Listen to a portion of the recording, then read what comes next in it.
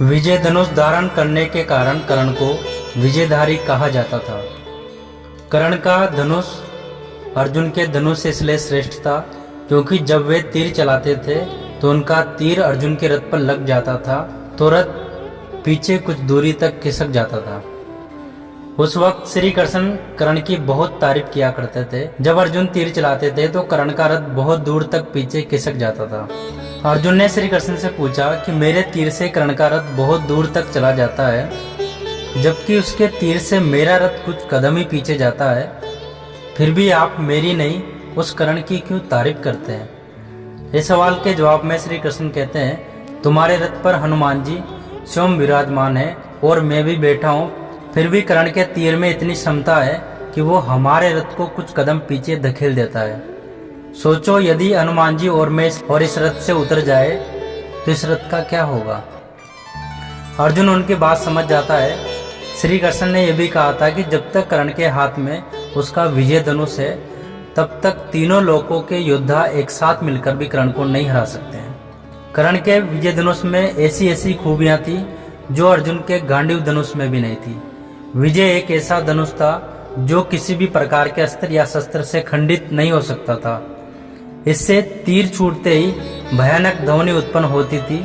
कहते हैं कि कर्ण का विजय धनुष मंत्रों से इस प्रकार अभिमंत्रित था कि वो जिस भी योद्धा के हाथ में होता था उस योद्धा के चारों तरफ एक अद्भुत घेरा बना देता था जिसे भगवान शिव का पाशुपतास्त्र भी भेद नहीं सकता था।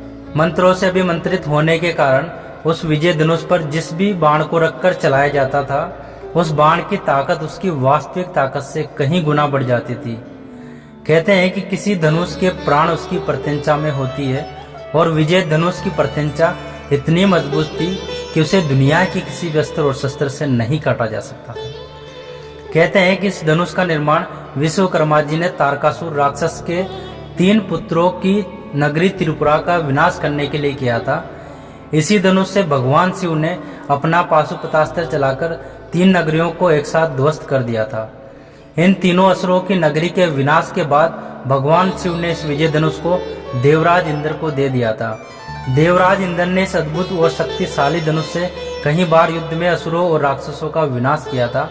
बाद में परशुराम ने हे वंशी क्षत्रियों के विनाश के लिए भगवान शंकर की तपस्या करके उनसे यह धनुष मांगा था, तो भगवान शंकर ने इस धनुष को इंद्र से लेकर परशुराम को दिया था।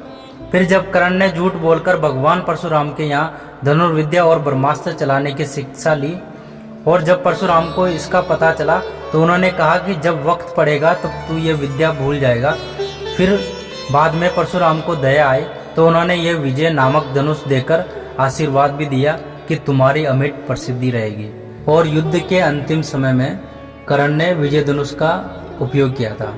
अगर आपको वीडियो पसंद आए तो वीडियो को लाइक करें और कमेंट करके हमें ज़रूर बताएं कि आपको वीडियो कैसा लगा। Thank you so much.